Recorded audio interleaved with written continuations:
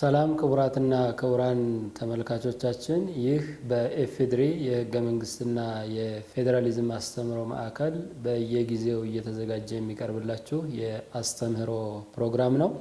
ከፕሮግራሙ ጋር አብራችሁ የምቆየው እኔ ጀንበሩ ሞላ እባላለሁኝ። በአስተምህሮ ማዕከሉ የጥናት ባለሙያ ነኝ። በዛሬው ፕሮግራማችን የፌዴራል ፖለቲካ ስርዓት አይነቶችና ባህሪያቸው በሚል ርዕሰ ጉዳይ ሐሳቦችን አንስተን እንነጋገራለን።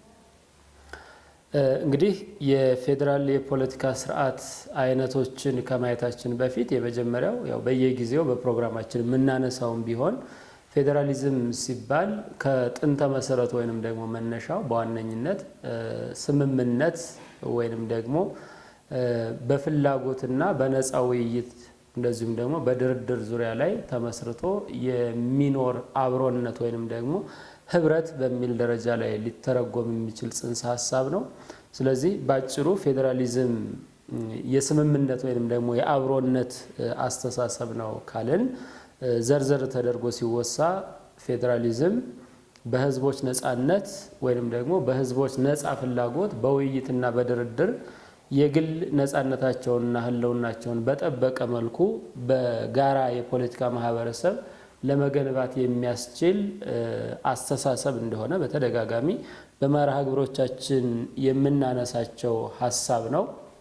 እንደዚሁም ፌዴራሊዝም ሲነሳ አንድ ማህበረሰብ እንደ አንድ የፖለቲካና የኢኮኖሚ ማህበረሰብ በጋራ መቀጠልን ወይንም ደግሞ አንድ ሀገር መመስረትን እንደዚሁም ደግሞ አንድ ትልቅና ጠንካራ ሀገርን ማስቀጠል ላይ ትልቅ ዓላማ ያደረገ ከነዚህ እድሎችንም ጋር ተያይዞ የሚገኝን እድል በጋራ ከመጠቀም ጋር ተያይዞ የሚመሰረት ወይንም ደግሞ የሚመጣ አስተሳሰብ እንደሆነ ፌዴራሊዝም በዚህ ደረጃ ላይ ይታወቃል።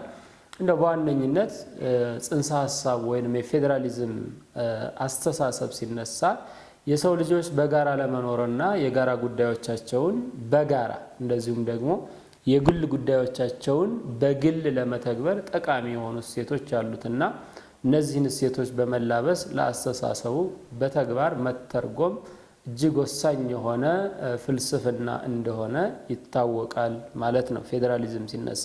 ስለዚህ እንደነዚህ አይነት የአብሮነት፣ የአንድነት፣ የነፃ ፍላጎት እንደዚሁም ደግሞ በስምምነት አብሮ ከመቀጠል ጋር የተያያዘው አስተሳሰብ ወይንም ፌዴራሊዝም ሲነሳ ይህ አስተሳሰብ ወይንም ፍልስፍና ተግባራዊ የሚደረገውና በተገቢ ሁኔታ ላይ አካል ለብሶ መገለጽ የሚችለው በፌዴራል የፖለቲካ ስርዓት እንደሆነ ይታወቃል።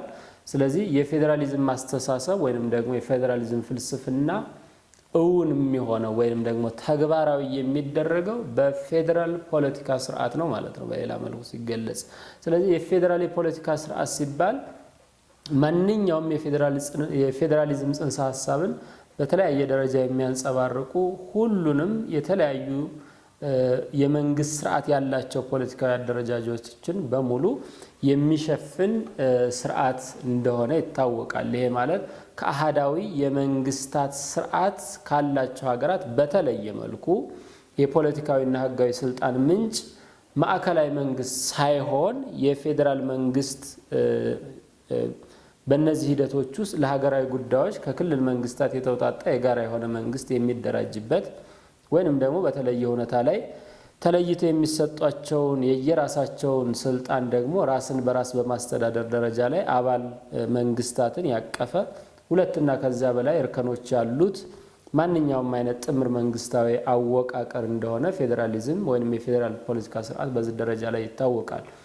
ምናልባት እዚህ ሂደት ላይ ጥምር ብየሳነሳ ሐሳቡ ወደ ሌላ እይታ እንዳይኖረው ሁለት አይነት የመንግስታት ስርዓትና ከዚያ በላይ ያለው የሚለውን የበለጠ ገላጭ አድርጋችሁ እንድታዩት ነው በዚህ ሂደት ውስጥ መታሰብ ያለበት መሰረታዊ ነገር። ስለዚህ ፌዴራሊዝም የፌዴራል መንግስትና የአባል መንግስታት ጥምረትን በተግባራዊ ወይም በገቢራዊነት ገላጭ የሚያደርግ የፖለቲካ ስርዓት እንደሆነ ፌዴራሊዝም በዚህ መልኩ በተገቢ ሁኔታ ላይ መታወቅ ያለበት ሂደት ነው። ስለዚህ የፌዴራል ፖለቲካ ስርዓት ይሄ ነው ብለን ከተነሳን በስሩ የሚይዛቸው የተለያዩ የፖለቲካ ስርዓት አይነቶች አሉ። እንግዲህ ብዙ አይነት የፌዴራል ፖለቲካ ስርዓት እሳቢዎች ቢኖርም እንኳ በተለየ ሁኔታ ላይ ከዚህ አንፃር ተብሎ ሊገለጹ የሚችሉ የፌዴራል ፖለቲካ ስርዓት አይነቶችን ነው ልናነሳ የምንችለው።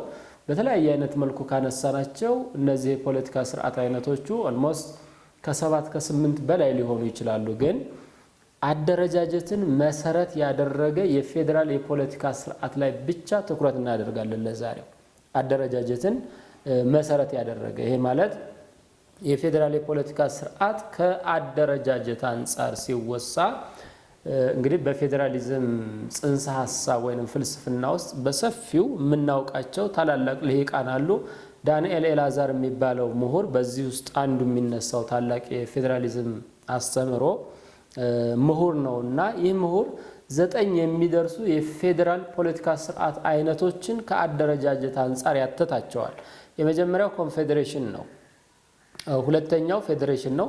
ሶስተኛው ፌዴሬሲ፣ አራተኛው ከፊል ነፃ ሀገር ወይንም ደግሞ አሶሺየትድ ስቴትስ ብለን የምንጠራው፣ አምስተኛው ህብረት ነው ወይንም ደግሞ ዩኒየን ብለን የምንጠራው፣ ስድስተኛው ኮንዶሚኒየም፣ ሰባተኛው ሊግ፣ ስምንተኛ የጋራ አስተዳደር ያላቸው መንግስታት፣ እንደዚሁም ደግሞ 9ኛና የመጨረሻው ያልተማከለ አስተዳደር በህገ መንግስታቸው ያካተቱ ሀገራት ወይንም ደግሞ ዲሴንትራላይዝድ ዩኒተሪ ስቴትስ ብለን የምንጠራቸው እነዚህን ያካተቱ የፌዴራል ፖለቲካ ስርዓቶችን ከአደረጃጀት አንፃር በሚገባ ሁኔታ ላይ ያተታል። ዳንኤል ኤላዛር የሚባለው የፌዴራሊዝም ፍልስፍና ሊቅ ብለን የምንጠራው ማለት ነው።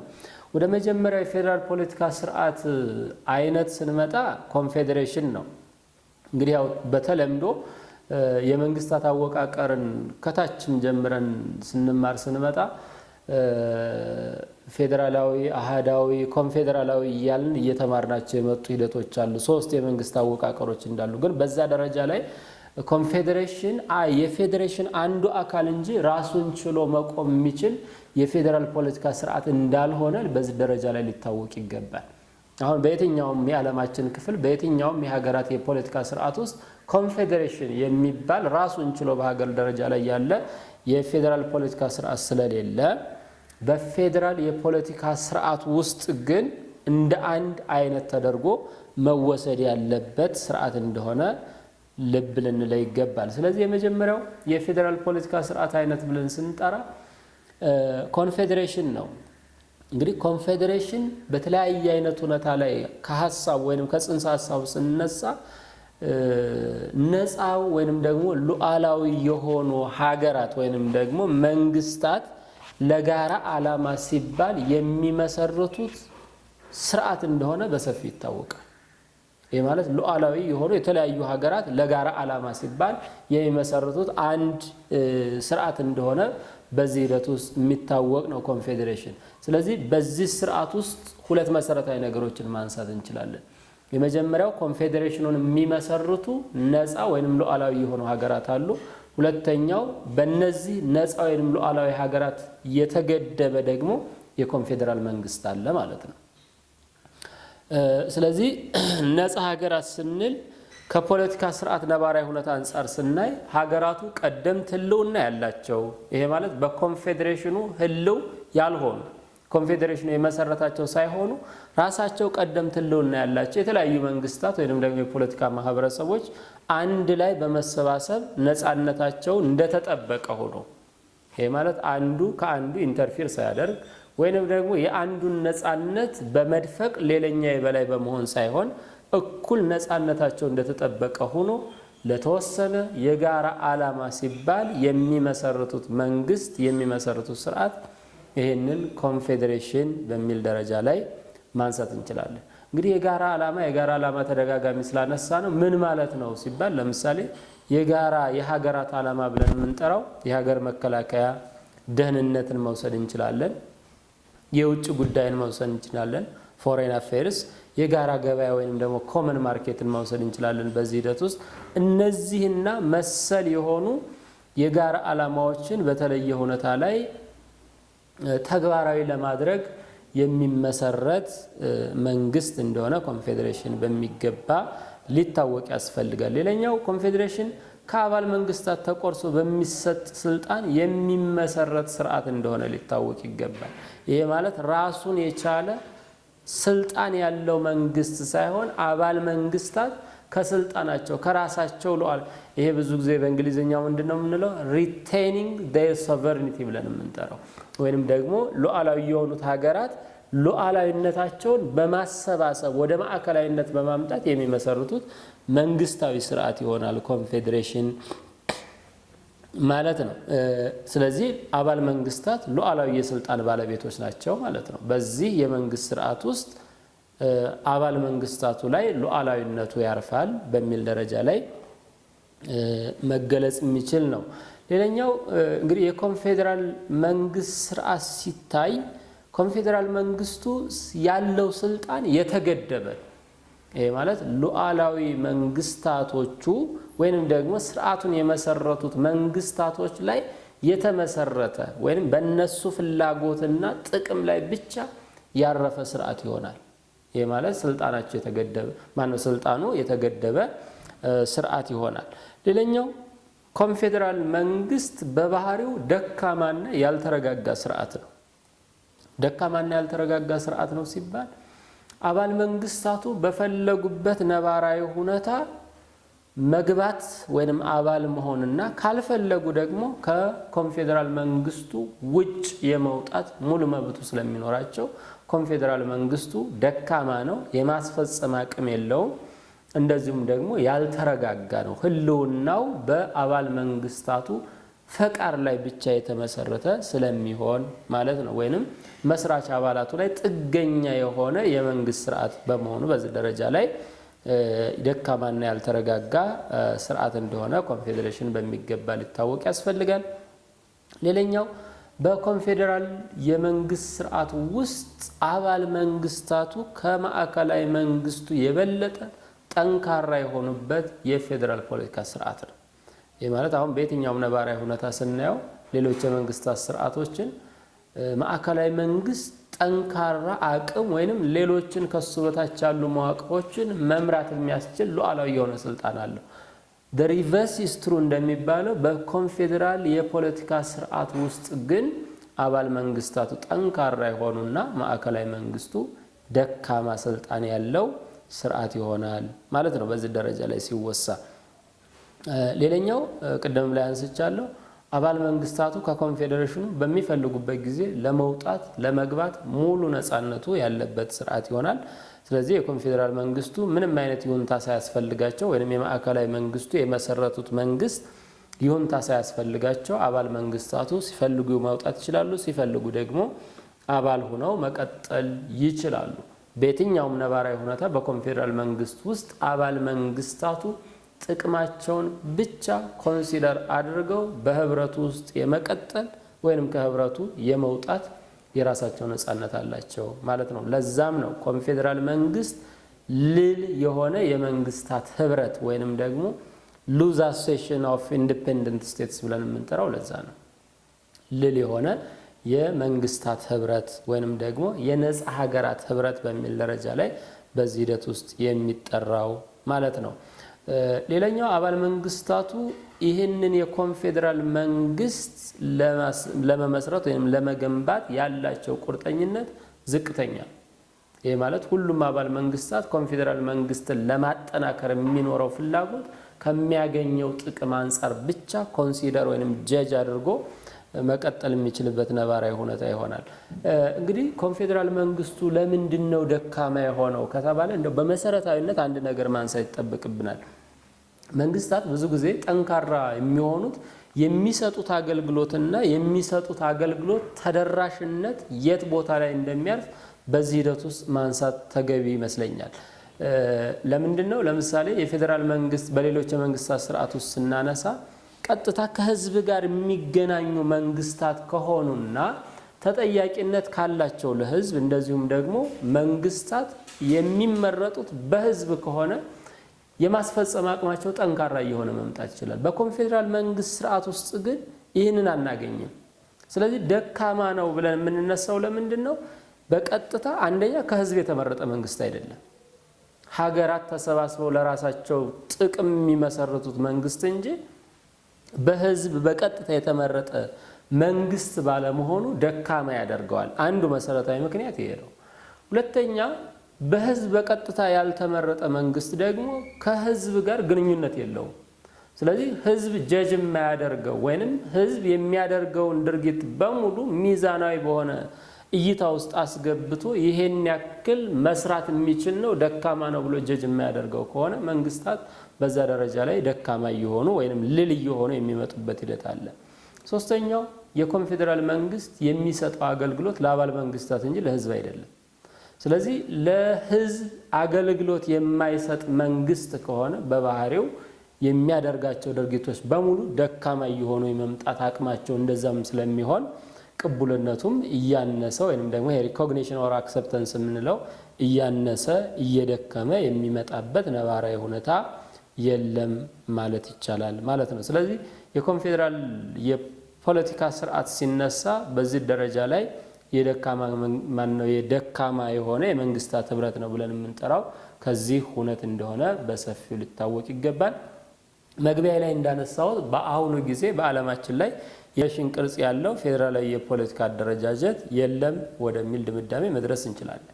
ይሄ ማለት አንዳንድ በህብረት መንግስታት ደረጃ ላይ የሚነሱ ነገሮች አሉ፣ ግን ጠለቅ ብለን ካየናቸው በቅርጻቸውና በሂደታቸው ደረጃ ላይ የሚለያይ ባህሪ ስላላቸው እነዚህን ህብረቶች ኮንፌዴሬሽን ብለን መደምደም አንችልም። ይሄ ብዙ ጊዜ በተለምዶ የሚነሳው ምንድነው የአውሮፓ ህብረት ኮንፌዴራል መንግስት ነው የሚል እንትን አለው፣ ግን የበለጠ ከኮንፌዴሬሽን ወደ ፌዴሬሽን ሂደት ላይ ያለ ህብረት እንጂ ኮንፌዴሬሽን እንዳልሆነ በግልጽ የሚታወቅ ነባራዊ ሁኔታ ነው ያለው። በታሪክ አጋጣሚ ግን የኮንፌዴራል መንግስት በተለያዩ ሀገራት ደረጃ ላይ ልናነሳው እንችላለን። መነሻው ነው ይሄ ነው አንበለው እንጂ ለምሳሌ በስዊዘርላንድ ታሪክ ውስጥ ምናልባት በዓለማችን ደረጃ ላይ የፌዴራል የፖለቲካ ስርዓትን በማምጣት ደረጃ ቀዳሚውን ከሚወስዱ ሀገራት ስዊዘርላንድ አንዷ ነች። ከ1291 እስከ 1848 ዓመተ ምህረት ኦልሞስት ከ6 እስከ 700 ዓመት ለበለጠ ጊዜ ያክል ስዊዘርላንድ የኮንፌዴራል የመንግስት ቅርጽ ባለው ነባራዊ ሁኔታ ስትመራ እንደነበረ በታሪክ አጋጣሚ እናገኛለን። ይቺ ሀገር በአሁኑ ጊዜ ውስጥ ግን የተሻለ የፌዴራል የፖለቲካ ስርዓት ካላቸው ሀገራት ቀዳሚውን ቦታ ትይዛለች። እንደዚሁም ለተወሰነ ጊዜም ቢሆን የአሁኗ ዩናይትድ ስቴትስ ኦፍ አሜሪካ ከ1776 ከ1789 ዓመተ ምህረት ድረስ በኮንፌዴራል መንግስት ትመራ እንደነበርና ወደ ፌዴራል መንግስት ደግሞ ለመቀየርም መሰረታዊ ምክንያት ተደርጎ የሚወሰደው አሁን ያለው የማዕከላዊ መንግስት በወቅቱ ደካማ የሆነ መምጣትና በወቅቱ የነበሩ ስቴቶች ጠንካራ አቅም ያላቸው መምጣታቸው ወደ ፌዴራል ፖለቲካ ስርዓት ለመምጣቱም አንዱ ማሳያ ተደርጎ ይወሰዳል ማለት ነው። ሌሎችንም ሀገራት መውሰድ እንችላለን በታሪክ አጋጣሚ። በነባራዊ አሁናዊ ሁኔታ ግን የኮንፌዴሬሽን ፖለቲካ ስርዓት አሁን ላይ በዓለማችን የለም ወደሚለው ሂደት ውስጥ መግባት ወይ ማየት እንችላለን። ሁለተኛ የፌዴራል ፖለቲካ ስርዓት ፌዴሬሽን ነው ወይንም ደግሞ የፌዴሬሽን ቅርጽ ያለው የፖለቲካ ስርዓት ብለን የምንጠራው ነው። ይሄ በባህሪው ጠንካራ የፌዴራል መንግስትና ጠንካራ የፌዴሬሽኑ አባል መንግስታት ያሉት የፌዴራል ፖለቲካ ስርዓት ነው።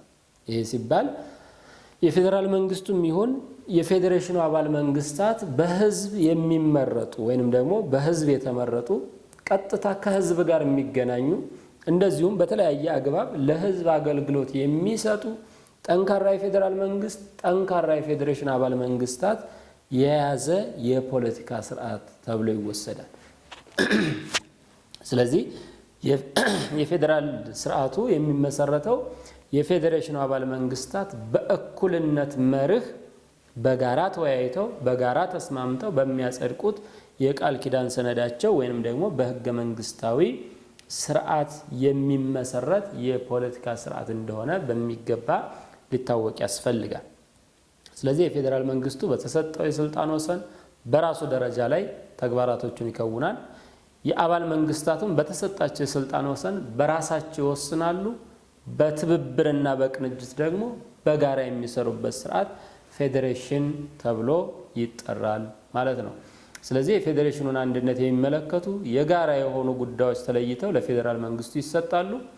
በተለየ ሁኔታ ደግሞ አካባቢያዊ ጉዳዮችን የሚመለከቱ ስልጣኖች ደግሞ ተለይተው ለክልል መንግስታት ወይንም ደግሞ ለአባል መንግስታቱ የሚሰጡበት የፖለቲካ ስርዓት ፌዴሬሽን በሚል ሂደት ውስጥ መነሳት ይችላል ማለት ነው። ወደ ኋላ ላይ በተወሰነ መልኩ የምናነሳቸው ነገሮች አሉ። እንግዲህ ፌዴሬሽን ምናልባት የፌዴሬሽን ቅርጽ ያለው የፖለቲካ ስርዓት የኛም ሀገር እየተከተለች ያለው የፌዴራል ፖለቲካ ስርዓት አንዱ ቅርጽ እንደመሆኑ መጠን ፌዴሬሽን በተለያዩ ሀገራትም ነባራዊ ሁኔታ እኛም አሁን ወደፊት በሰፊው የምናነሳው መሰረታዊ ጽንሰ ሐሳብ እሱ ላይ ስለሆነ ሲመሰረት ከግምት ውስጥ ሊያስገባቸው የሚገቡ መሰረታዊ ነገሮች መኖር አለበት። አሁን ብዙ ጊዜ በየትኛው ነባራዊ ፍልስፍና እንደሆነ ባይታወቅም አንዳንድ የሚነሱ አሉታዊ የሆኑ ሐሳቦች አሉ። ለምሳሌ ፌዴሬሽን ወይንም ደግሞ ፌዴራሊዝም ወይ ፌዴራል ፖለቲካ ስርዓት እንደነዚህ አይነት ነገሮችን እያነሳን አፍራሽ ተብለው የሚገለጹበት ሂደቶች አሉ። ግን ፌዴሬሽን እንደ ሳይንስም ሲነሳ ሲመሰረት ከግምት ውስጥ ሊያስገባቸው የሚገቡ መሰረታዊ የጋራ ጉዳዮች አሉ። ስለዚህ ትርክቱ መመስረት መቻል ያለበት ፌዴሬሽን ሲመሰረት የመጀመሪያው አብሮነትን መሰረት ያደረገ መሆን መቻል አለበት። ተናጠላዊ የሆነ መሰረት ካለው ፌዴሬሽን አይደለም።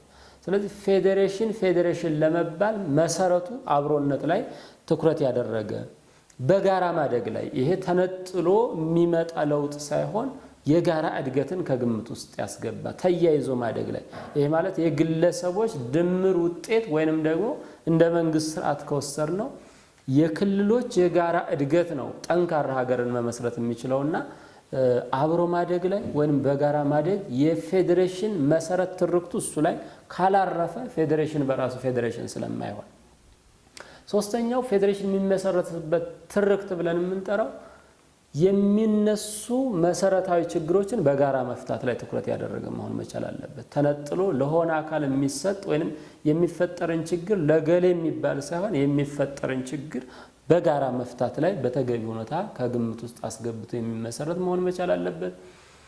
አራተኛው ፌዴሬሽን ሲመሰረት ከግምት ውስጥ ማስገባት ያለበት ትርክት ወንድማማችነት ነው። እንግዲህ ያው በተደጋጋሚ እኛ የምንላቸው እነዚህ አንዳንድ ጊዜ ተደጋጋሚ የሚባሉ አሉታዊ ነገሮች እውነት መስለው ስለሚቆሙ እንጂ በየትኛውም ነባራዊ ሁኔታ ሳይንሱ የሚለንን ነው። አሁን እኛ የምናስብበትን ነባራዊ ሁኔታ ሳይሆን ሳይንሱ የሚለን ፌዴሬሽን ማለት ሲመሰረት ወንድማማችነት ወይንም ይሄ በእኛ በሳይንሱ አጠራር ሶሻል ኮሄዥን ብለን የምንጠራው የበለጠ አንድ መሆንን ፍራተርኒቲ አንድ መሆንን ወንድማማችነትን በአንድ መተሳሰብን እንደ አንድ ማሰብን ከግምት ውስጥ ያስገባ ፍልስፍና ከሆነ ነው ፌዴሬሽን ሊባል የሚችለው። ከዛ ውጭ ከሆነ የግል ፍላጎትን የሚያንጸባርቅ የፖለቲካ ስርዓት ስለሚሆን ማለት ነው። አምስተኛው ፌዴሬሽን ሲመሰረት በተለየ ሁኔታ ላይ ከግምት ውስጥ ማስገባት አንዱ በአንዱ ላይ እምነት የሚጥል ሆኖ መመስረት መቻል አለበት። ስጋት ወይንም ፍራቻ አንዱ ለአንዱ መሆን መቻል የለበትም። ስለዚህ አንዱ በአንዱ ላይ እምነት የሚያሳድርበት ከባቢያዊ ፍላጎትና አቅምን ከሀገራዊ ፍላጎትና አቅም ጋር አስተባብሮ አስተሳስሮ መሄድንና ጠንካራ የጋራ ሀገራዊ መመስረትን ከግምት ውስጥ ያስገባ መሰረትን ይዞ የሚመሰረት ከሆነ ፌዴሬሽን የምንለው ያ ነው። ከዚህ በተቃራኒ የምናነሳቸው ነገሮች ከሆኑ እየተከተልነው ያለውም ነባራዊ ሁኔታ እሱ አይደለም ማለት ነው በሌላ ሂደት ላይ። ስለዚህ ፌዴሬሽን የሚመሰረትበት ትርክት እነዚህ ያነሳናቸው መሰረታዊ ጉዳዮች እንደሆኑ በሚገባ ሊጤኑ ያስፈልጋል ማለት ነው። እንግዲህ የፌዴሬሽን አባል መንግስታት እንደየሀገራቱ ነባራዊ ሁኔታ ያው በእኛ ሀገር ኮንቴክስት እናንሳውና የክልል መንግስታት እንደማለት ነው ከመለየት ይልቅ ቋሚ የሆነ የፖለቲካ ህብረት በመመስረት በጋራ ለመቀጠል ትልቅ ቁርጠኝነት ያለበት ስርዓት ነው የፌዴሬሽን ስርዓት ብለን የምንጠራው። ስለዚህ እነዚህና ሌሎች መሰረታዊ ነገሮች የሚነሱበት የፖለቲካ ስርዓት ፌዴሬሽን በሚል ደረጃ ላይ ይታወቃል። በእኛም ሀገር ኮንቴክስት አሁን እየተከተልን ያለው ይሄ ስርዓት የፌዴሬሽን ቅርጽ ያለው የፖለቲካ ስርዓት እንደሆነ ከግምት ውስጥ ልናስገባው ያስፈልጋል። በዚህ ስርዓት ውስጥ የሚነሱ መሰረታዊ ክፍተቶች ካሉ የራሱ የሳይንሱ ክፍተት ሳይሆን የኛ አተገባበር ክፍተት ስለሚሆን እዛ ላይ ቆም ብለን ማጤን ይገባል። ሶስተኛው የፌዴራል የፖለቲካ ስርዓት ብለን የተነሳነበት ፌዴሬሲ ነው። ፌዴሬሽን ከፌዴሬሲ ለይተን እንድናይ ያስፈልጋል። ፌዴሬሲ ሌላ ጽንሰ ሐሳብ ነው፣ ፌዴሬሽን ሌላ ጽንሰ ሐሳብ። እንግዲህ ፌዴሬሲ የጽንሰ ሐሳቡ ባለቤት ራሱ ዳንኤል ኤላዛር እንደሆነ ይታወቃል። ይሄ ማለት ፋውንደር ብለን የምንጠራው በሌላኛው አገላለጽ ሐሳቡን አመንጪው ዳንኤል ኤላዛር እንደሆነ ይታወቃል። ይህ ጽንሰ ሐሳብ ታዲያ ወደ ፖለቲካ ስርዓት ውስጥ ሲመጣ ምን አይነት ግንዛቤ ነው ያለው ብለን ስንነሳ ሰፊ ያልሆነ ወይንም ደግሞ ትንንሽ የሆኑ ሀገራት ከአንድ ሰፊ የፌዴሬሽን ቅርጽ ካለ የፌዴራል ስርዓት ከሚከተል መንግስት ጋር ከፌዴሬሽኑ አባል መንግስታት በተለየ ይሄ ማለት ለምሳሌ የኛን ሀገር መውሰድ እንችላለን። የኛ ሀገር በውስጡ ያሉ ክልሎችን መውሰድ እንችላለን። ከነዚህ ክልሎች በተለየ ሁኔታ የፌዴራል መንግስቱ ከሌላ ትንሽ ሀገር ጋር የሚመሰርተው ጥምረት ወይንም ደግሞ የፖለቲካ ስርዓት ማለት ነው ፌዴሬሲ ማለት። ሶስት ነገሮችን ላይ የመጀመሪያው ፌዴሬሲ ሲባል ትንሽ ሀገር አለ፣ ሁለተኛው የፌዴራል መንግስቱ አለ፣ ሶስተኛ ደግሞ በፌዴራል መንግስቱ ስር ያሉ አባል መንግስታት አሉ። ስለዚህ ፌዴሬሲ የምንለው ከነዚህ አባል በፌዴራል መንግስቱ ስር ካሉ አባል መንግስታት በተለየ ሁኔታ ከትንሹ ሀገር ጋር የሚመሰረት ወይንም የሚከወን መሰረታዊ ጥምረት ያንን ፌዴሬሲ በሚል ደረጃ ላይ ይታወቃል። ስለዚህ በፌዴሬሲ የሚጣመረው መንግስት ከሌሎቹ የፌዴራል አባል መንግስታት አንጻር ከፍተኛ የሆነ ራስን በራስ የማስተዳደር ስልጣን ያለው ይሆናል።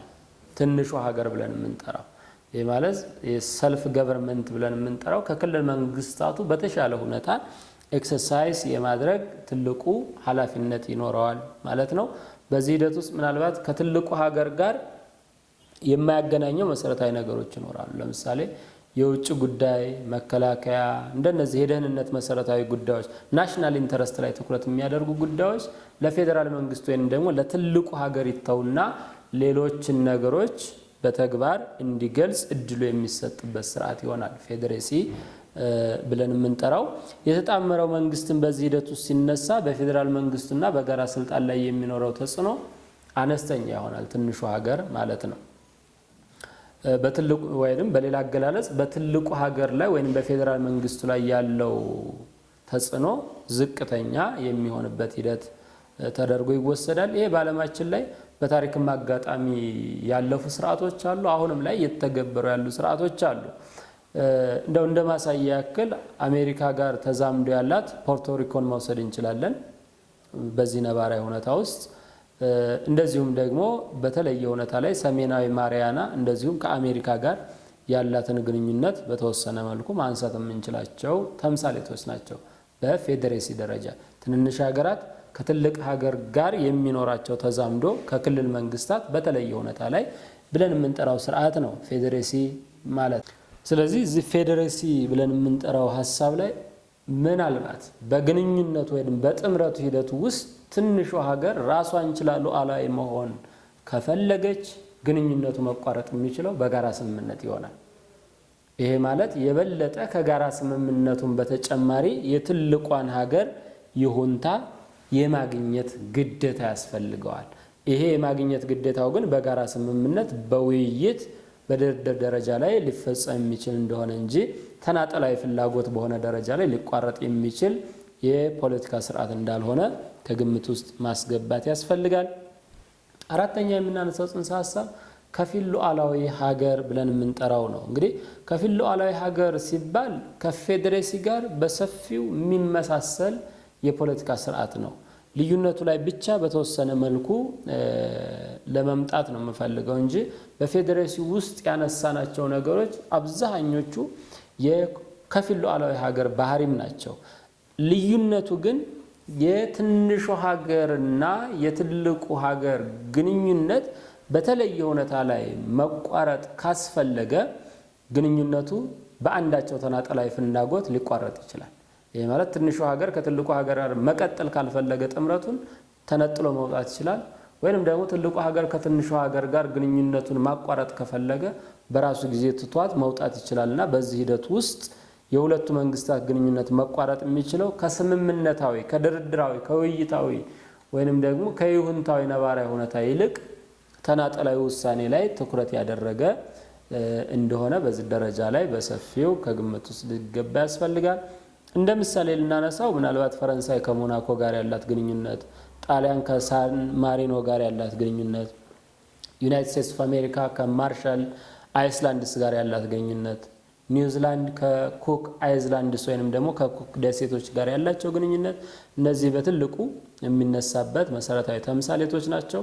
ሌሎች ያነሳናቸው የፌዴሬሲ ባህሪያቶች በብዛት የከፊል ሉዓላዊ ሀገራት ባህሪም ስለሆኑ በዛ ደረጃ ላይ ብዙ ዝርዝር ነገሮችን ማንሳት ላይ ይጠበቅ ይችላል። ሌላኛው የፌዴራል ፖለቲካ ስርዓት ዩኒየን ነው። እንግዲህ ዩኒየን ሲባል ጥምር አደረጃጀት ያላቸው ማህበረሰቦች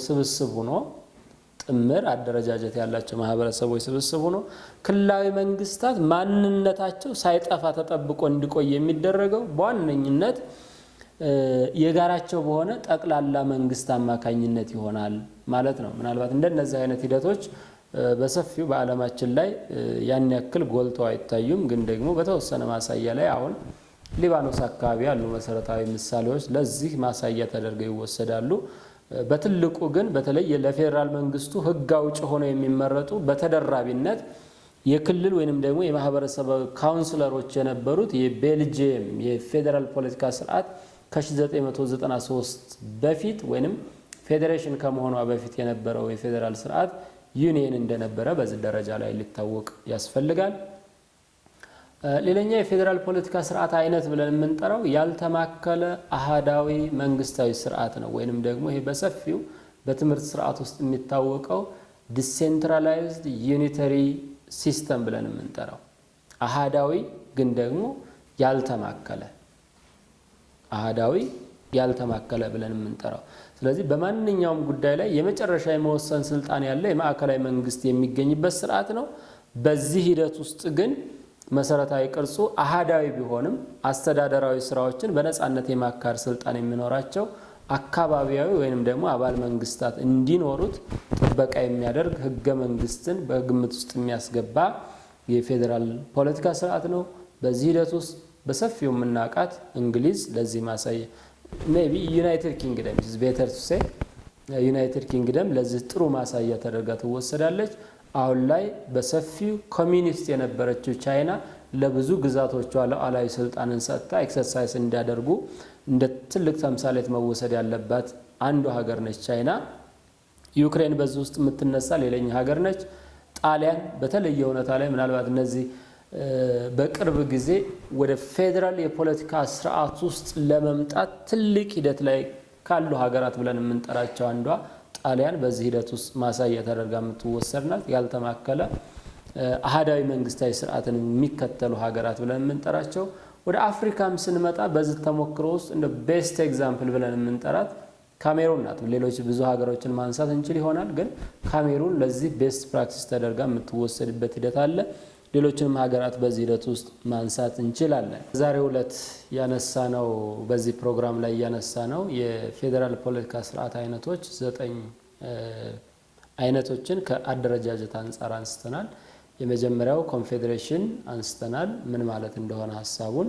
ፌዴሬሽን ሁለተኛ ያነሳነው ጽንሰ ሐሳብ ነው። ፌዴሬሲ በሶስተኛ ደረጃ ላይ፣ አራተኛ ከፊል ነጻ ሀገር፣ አምስተኛ ህብረቶች፣ ስድስተኛ ኮንዶሚኒየም፣ ሰባተኛ ሊግ፣ ስምንተኛ የጋራ አስተዳደር ያላቸው ህብረቶችና ዘጠነኛ ያልተማከለ አስተዳደር በህገ መንግስት ያካተቱ ስርዓቶች በሚል እነዚህን 9ኙን የፌዴራል ፖለቲካ ስርዓት አይነቶችና ባህሪዎቻቸው ምን እንደሚመስል አንስተናል።